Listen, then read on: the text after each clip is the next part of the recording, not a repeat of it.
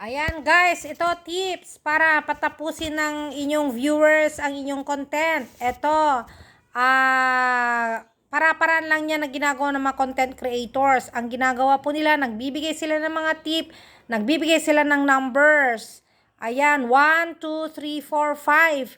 Para yung inyong viewer, tapusin nila ang inyong sinasabi or techniques or tutorial. Ayan po. Hindi tulad po yung sasabihin nyo kaagad yung gusto yung sabihin. Kaya ito gagawin ko rin to kasi natutunan ko rin ito sa ibang creators. Ayan, number 1 ang gagawin natin. Ayan, para tapusin ang inyong sinasabi. Ayan, maglagay kayo ng mga numero. Ayan, 1, 2, 3, 4, 5. Hindi alam ng inyong viewer, tapos na pala niya yung inyong sinasabi. Ayan, number 2. Ito, number 2 tip na natutunan ko sa isang creator. Kaya ito, gawin natin lahat.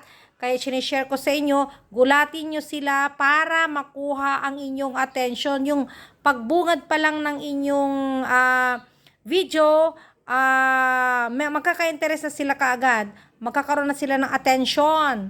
Ayan, doon sa inyong reels. And number 3, sa pag-create ng content, ayan, para-paraan lang talaga.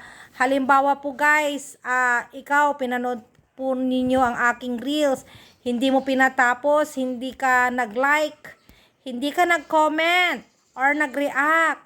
Pero alam nyo ba, bakit dumadaan pa rin ang aking video sa inyong wall? Kasi ibig sabihin sa pag-view nyo, nadidetect po yan ni Meta sa system natin na tinignan mo ang ating reels, papasok at papasok rin yan sa iyong Facebook. Dadaan at dadaan ako at makikita mo ako, o diba?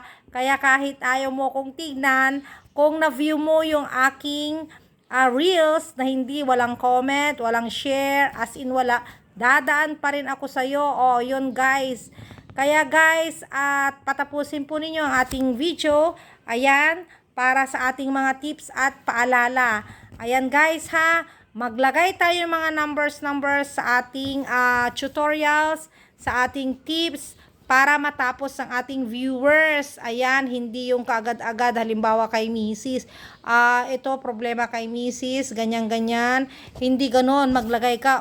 Isang numero, number 1. Para matuwa si Mrs. Number 2, number 3, ganun lang. Kasi para-paraan lang yan eh. Kanya-kanya yan na technique na yan. Diba? Kanya-kanya tayong technique. Pero itong technique na ito, natutunan natin. Kaya, ating gawin. Baka mag-click din, diba? Kaya ako gagawin ko rin itong technique na ito. Maglagay tayo ng numero at ating gulatin ang ating viewers. Okay guys, please like, share, and follow. Bye!